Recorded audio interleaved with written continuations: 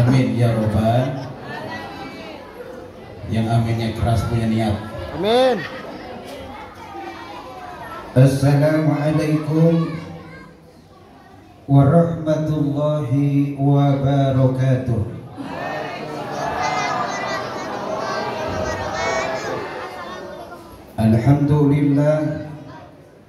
Alhamdulillahi rabbil alamin. Wal akibatu lil muttaqin wala udwana illa 'alal zalimin. Wassalatu wassalamu ala sayyidina al-karim Muhammadin wa ala alihi wa ashabihi al-mujahidin at-tahirin, amma ba'du. Hadratul mukarram wal muhtaram yang saya muliakan, para tokoh agama, tokoh pemuda, hadir bersama kita langsung Bapak Wakil Wali Kota yang mudah-mudahan selalu sehat walafiat, Amin. serta Ibu dan juga jajaran yang lebih halal, pengurus Masjid Al-Jamaah, khususnya Pak Ketua, Pak Jerry, dan juga perangkat kelurahan, Bapak Lurah yang hadir, alhamdulillah, juga Pak RW yang tadi luar biasa kocaknya, ya, Pak RT, seluruh yang tidak saya sebutkan. Dari awal kita doakan untuk imam kita, ya, guru kita sekaligus Al-Mukarram Ustadz Abdul Rasid yang sekarang ini masih berbaring sudah 3 hari di Elizabeth, ya, mudah-mudahan dengan Fatihah yang tadi kita baca bersama, karena beliau hampir setiap hari membimbing bacaan Fatihah kita, mudah-mudahan satu Fatihah yang kita lontarkan bersama Allah angkat penyakitnya. Amin. Bisa ngimamin kita lagi bersama sholat 5 waktu dengan berjamaah. Amin. Ya robbal alamin. Hadirin ibu bapak yang dimuliakan dan dicintai Allah, berakhir juga suasana ketakwaan kita kepada Allah. Betul. Kita lihat bagaimana setiap Ramadan datang, setiap tahun kita dekat dengan Quran. Jangan setelah Ramadan pergi baru beberapa hari, minggu, kita sudah jauh lagi dengan Quran. Selama situasi suasana Ramadan kita rajin berangkat pergi ke masjid. Jangan setelah Ramadan pergi kita lupa jalan ke masjid. Betul? Eliora itu jauh, Balerang Batam paling ujung sampai kita. Betul? Pantai Melur jauh sampai kita. Kadang-kadang masjid dekat dari rumah kita, bahkan satu perumahan kita lupa. Begitupun selama Ramadan, hadirin ibu bapak, bahwa Allah mendidik kita menjadi generasi-generasi yang disiplin, generasi-generasi yang sabar. Bahkan selama Ramadan Allah mencetak diri kita menjadi generasi-generasi yang mukminin dan juga muttaqin. Bahkan Ramadan ketika itu ibu bapak, Allah ingin bahwa kita setelah Ramadan pergi menjadi muslimin yang muhsinin. Kadang-kadang ada juga muslimin yang musiman. Oh, muslimin yang musiman. Lalu masjid rame, maju, ikut di dalam keramaian. Lihat sholat tarawih rame, banyak orang yang ikut dalam keramaian. Ini musiman namanya. Ketika Ramadan pergi sepi dan sunyi, gak lagi ke masjid. Ini musiman. Kalau Ramadan datang, sibuk menjadi orang yang soleh. Oleh karena itu ibu bapak yang dimuliakan Allah, Ramadan boleh pergi meninggalkan kita dan kita pun boleh meninggalkan Ramadan. Tapi didikan Ramadan tentu jangan kita tinggalkan. Oleh karena itu, untuk mengukur sejauh mana keberhasilan dan kesuksesan ibadah Ramadan yang hampir setiap tahun kita laksanakan dan kita lewati, maka setelah Ramadan pergi kita bertemu dengan satu etimologi bahwa Syawal itu memiliki kandungan arti. Ini bulan Syawal, betul? Kira-kira Ramadan yang 1 bulan kita telah kerjakan, apakah sedekah kita meningkat? Apakah sholat kita meningkat? Atau ke masjid kita yang meningkat? Kita urut. Atau justru tidur kita yang meningkat, hadirin. Karena ketika waktu Ramadan tidur turun maning. Habis sahur turun, betul. Habis sholat subuh turun maning. Syawal masuk, yang meningkat bukan ibadah, melainkan adalah tidur. Coba kita urut.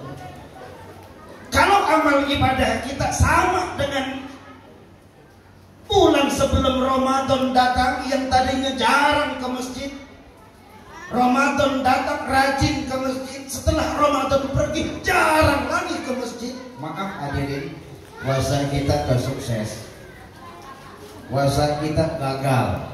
Karena apa?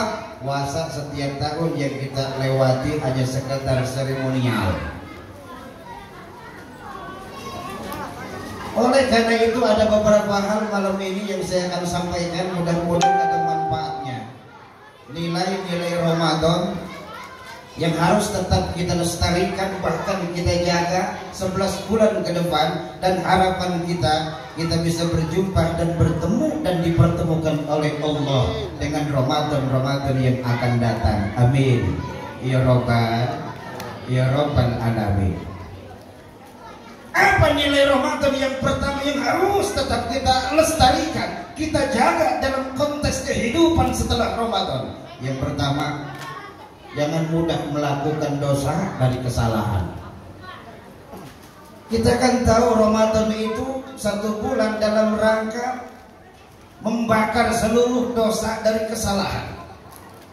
Bahkan baginda Rasul bersabda, "Man shoma Ramadana imanan wa ihtisaban ghufirallahu ma taqaddama min dhanbi." Barang siapa yang berpuasa, kata baginda Allah, tanggal 1 Ramadan pergi, kata orang yang beriman mendapatkan sertifikat, di bawahnya tertulis ghufirallahu ma taqaddama min dhanbi, diampuni dosanya yang telah lewat. Amin ya Rabbal.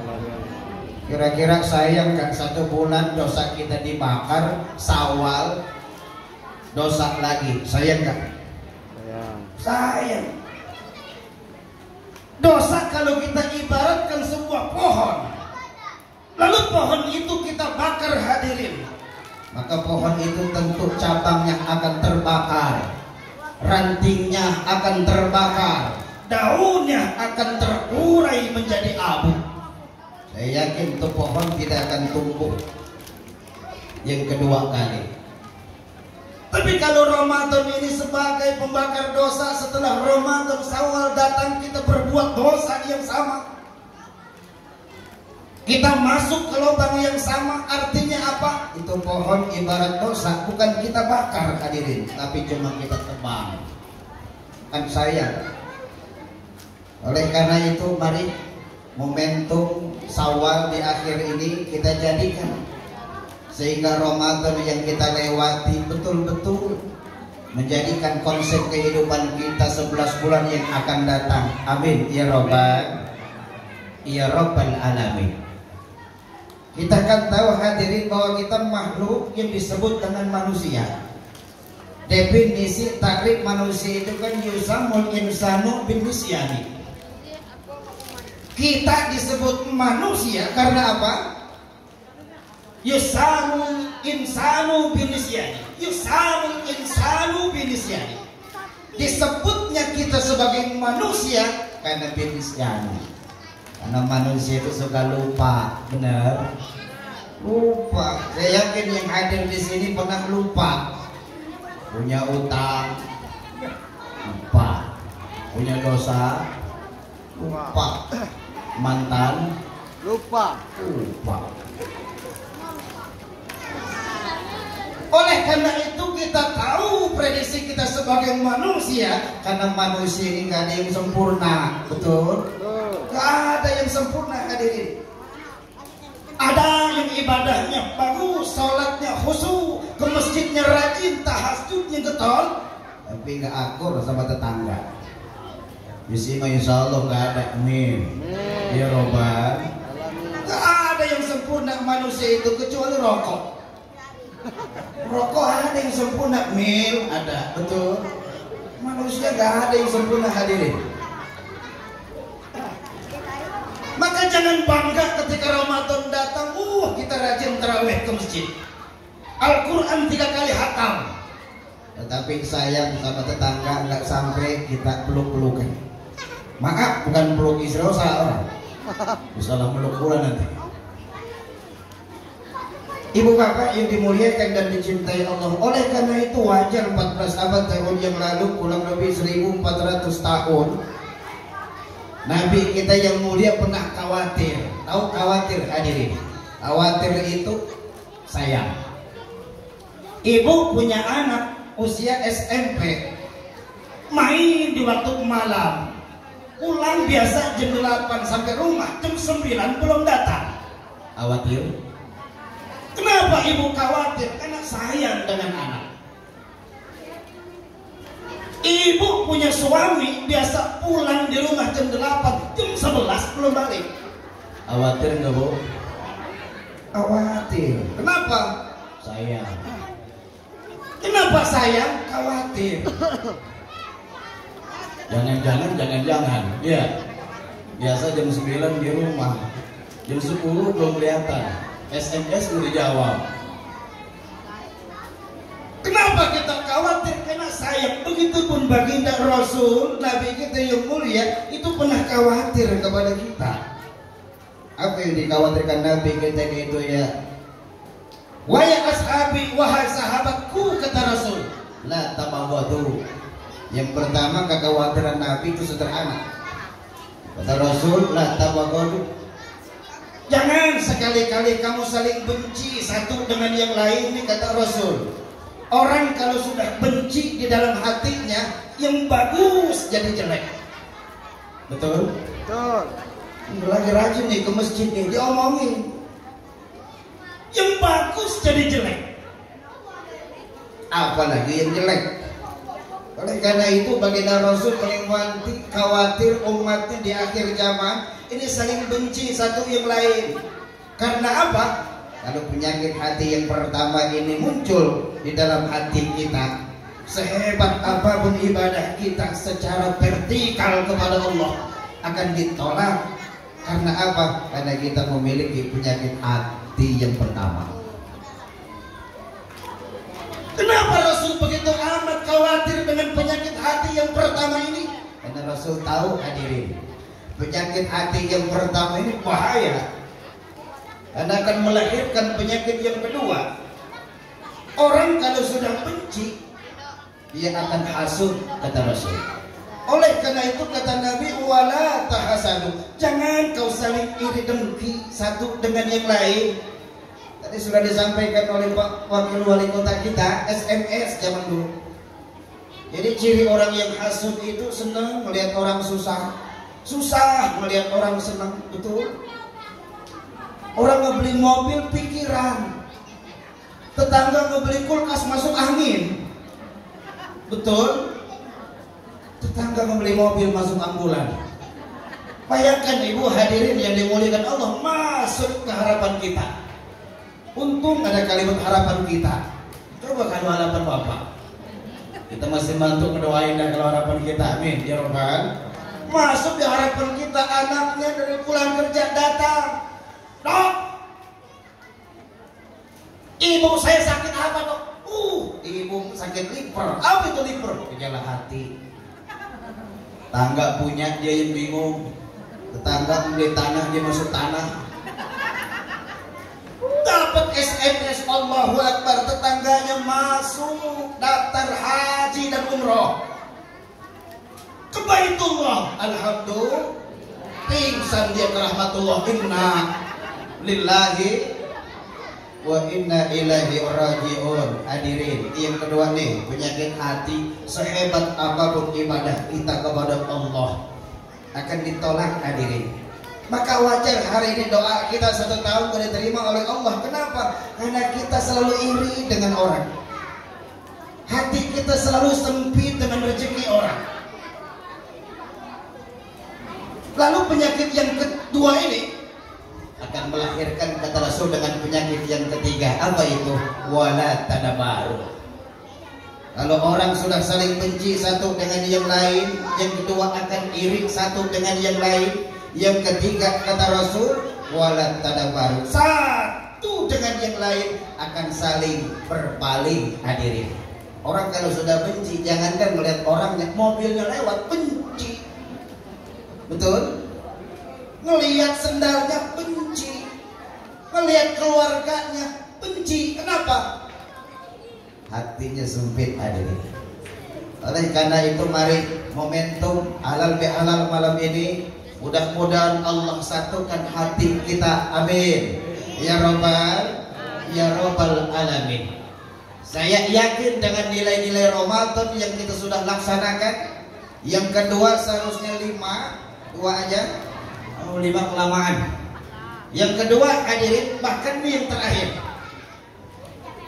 ibadah Ramadan yang kita lakukan ini akan sia-sia. Hadirin, jikalau kita tidak mensinkronkan antara hubungan kita dengan Allah dan juga hubungan kita dengan sesama makhluk. Contoh nih, puasa Ramadan itu kan ibadah yang dinantikan pahalanya, bahkan dirahasiakan oleh baginda Rasul kedudukan nilainya. Kita ingin dengan puasa kita ini kita masuk surga dalam pintu royan namanya. Tapi sayang hadirin, kata Nabi, syahrul Ramadan muta'alliq bainas samai wal ar illa bi zakatil fitri. Ibadah Ramadan tergantung pahalanya, nggak ke langit, nggak ke bumi, illa bi zakatil fitri, kecuali disempurnakan dengan mengeluarkan zakat. Begitupun kita Ramadan, puasa rajin, ke masjid rajin, tahajud getol, ke majelis taklim rutin, tapi sayang itu tidak peka dengan nilai-nilai sosial. Ada sahabat kita yang sakit, malas baca doa. Ada saudara kita yang sedang jatuh dan kena masalah, kita gak peduli. Hadirin, kita ingat berdoa dengan Allah tapi lupa dengan saudara kita yang susah. Saya yakin berdoa gak akan diterima oleh Allah subhanahu wa ta'ala. Oleh karena itu satu hari Musa alaihi salam kan dialog dengan Allah. Ya Rabb, seluruh ibadah yang telah kau perintahkan kepadaku beres aku lakukan. Salat sudah aku kerjakan, puasa sudah aku lakukan. Terus apa kira-kira ya Rabb, ini seluruh amal ibadah yang sudah aku kerjakan ini membuat engkau senang. Bangga Musa ketika itu. Tapi kata Allah, gimana? Gak ada semuanya yang kau kerjakan itu yang buat aku senang. Dengan sholatku ya Rabb, sholatmu itu kan laka, sholatu kalaka, kata Allah. Sholatmu ya untukmu. Ketika kamu mengerjakan sholat, mendirikan sholat, kata Allah, kan untukmu dalam rangka menjaga perbuatan keji dan munkar. Biasa aja Allah nanggapinya. Apakah puasaku ya Allah? Apa ya Allah? Siamu kalaka, begitupun dengan puasamu. Dikala kamu melaksanakan puasa, pada hakikatnya kau sedang melatih dirimu untuk mengalahkan nafsumu, kata Allah. Yang terakhir nih Musa alaihissalam, apakah zikirku yang rutin kupanjatkan kepadamu ya Allah? Apa jawab Allah? Juga sama. Dikala kau ingat aku dalam rangka zikir kepadaku, seakan-akan kamu sedang mencari ketenangan. diam Nabi Musa alaihissalam yang dimuliakan Allah subhanahu wa ta'ala. Apa kata Allah? Ya Musa, apakah mau kutunjukkan satu amalan yang membuat aku senang dari manusia? Apa kata Allah? Idkhalus surur fi qalbil mu'minin, memasukkan kebahagiaan ke dalam hati orang yang beriman. Bahkan dalam kitab Uskuriyah itu baginda Rasul bersabda, idkhalus surur fi qalbil mu'minin khairun min ibadati sittina sanatan. Memasukkan kebahagiaan kepada hati orang yang beriman itu lebih besar pahalanya hadirin dibanding 60 tahun kita ibadah kepada Allah. Kira-kira yang kita banggakan tahajud kita setiap malam ada tandingannya dengan di 60 tahun? Tidak. Oleh karena itu jangan bangga dengan sholat kita, jangan bangga dengan puasa kita kalau kita belum memasukkan kebahagiaan kepada hati saudara-saudara kita. Insya Allah. Oleh karena itu mulai malam ini nanti pulang bapak-bapak, idkhalus surur fi qalbil mu'minin, masukkan kesenangan, kebahagiaan kepada hati orang-orang yang beriman. Yang pertama yang kita senangkan tentu bukan tetangga, tapi keluarga kita dulu. Insya besok pagi senangin itu, malam ini senangin. Malam apa Bu? Jumat, betul. Senengin hati si istri suami Bu. Begitupun istri senengi suami, suami senengi istri. Insya Allah keberkahan akan turun. Amin ya Robbal, ya Rabbal alamin. Pulang mah tanya, ini malam apa? Jangan pura-pura budak. Ini kan malam Jumat Pak. Ya malam Jumat itu malam apa Mak? Oh ya malam Jumat itu malam penuh dengan keberkahan. Kalau ingin menyenangkan suami itu kamar jangan dikasih autan, kuyuson, kali-kali atau spray. Betul? Insya Allah. Ya, besok hari Jumat ya kasih ucapan kepada istri, Neng, lusa pageto insya Allah kita jalan-jalan. Kemana non? Mall. Banyak mall baru buka. Senang kata istri? Senang. Jangan jujur tetapi menyakitkan. Istri membeli sendal kebutuhan dia, milih 3 jam. Pulang ke rumah, Bang, bagus nggak? Black nggak suka. Kira-kira dipakai kata sendal? Nggak dipakai. Intinya apa? Kalau suami ingin rezekinya besar, satu kata Rasul, sering memuji istri. Sering dipuji istri. Neng cantik amat. Oh, jangan janda orang dia. Digodain. Makanya kalau istri kurang perhatian dari suami, itu Facebook, itu WA, profil diganti. Biasa berdua sendirian. Akhirnya digodain. Assalamualaikum, waalaikumsalam. Betul? Kenapa? Suami kurang peka terhadap hati istrinya. Begitu pun si istri senangin suami, pulang dari pengajian, sambut di rumah, cium tangannya. Kata Rasul, mencium tangan suami seperti mencium Hajar Aswad. Jauh kalau Hajar Aswad harus umroh ke Mekah kita. Betul? Mulai besok tungguin suami ya depan pintu. Kata anaknya, ngapain mami? Hajar Aswad melewat. Cium tangannya, alhamdulillah. Jadi intinya malam ini hadirin tadi panjang lebar sudah diceritakan keutamaannya, di mana kita ini ya tidak sempurna ibadah kita secara vertikal kepada Allah jikalau kita sempurnakan dengan hubungan kita secara horizontal di antara manusia, di antara tetangga, terutama di antara keluarga kita dulu. Oleh karena itu yang terakhir saya sampaikan, baginda Rasul bersabda, ta'budullaha wa la tusriku bihi syai'a wa tuqimu shalah wa tu'tiz zakah wa tasilur rahimah. Beribadahlah kamu kepada Allah, jangan berserikat, jangan menyekutukan kebesarannya. Wa tuqimu shalah, dirikan salat. Wa tu'tiz zakah, keluarkan, tunaikan zakat.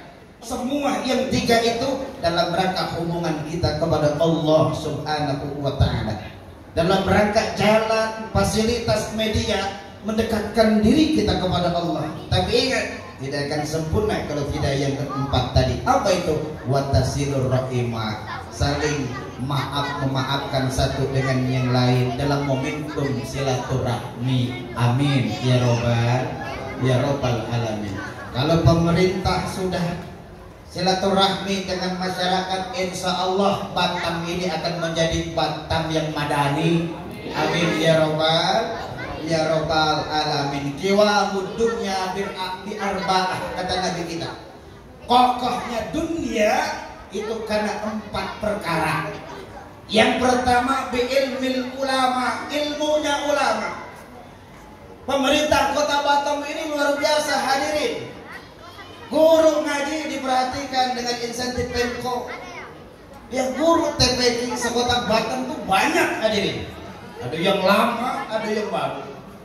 Begitupun imam setiap masjid tuh kadang ada 2. Dijamin insentifnya hadirin. Begitupun PMB Persatuan Mubalik Kota Batam juga dijamin.